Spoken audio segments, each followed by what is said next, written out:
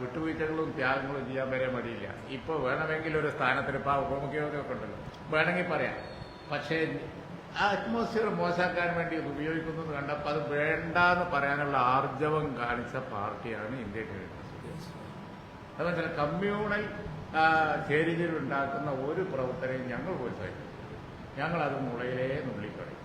അതുകൊണ്ട് തന്നെ ഇവരൊന്നും ഒരു കാർഡ് കളിച്ചിട്ടും അങ്ങോട്ട് കളിച്ചാലും ഇങ്ങോട്ട് കളിച്ചാലും യാതൊരു കാര്യമില്ല. ഞങ്ങളിത് ഉറച്ച നിലപാട്. ഇത് തന്നെ ആളേക്കത്തിക്കാൻ വേണ്ടിയിട്ട് ചില വാർത്തകൾ, ലീഗ് കൂടുതൽ സീറ്റ് ചോദിക്കുന്നു, ലീഗ് സമ്മർദ്ദം ശക്തമാക്കുന്നു. ഞങ്ങളിരുന്ന് ചിരിക്കുക, ഞങ്ങളെല്ലാം അങ്ങോട്ടും ഇങ്ങോട്ടും സംസാരിക്കുന്നത്. ഇതൊക്കെ മനഃപൂർവ്വമായിട്ട് പ്ലാൻ ചെയ്യുന്ന ക്യാപ്സൂളുകളാണ്.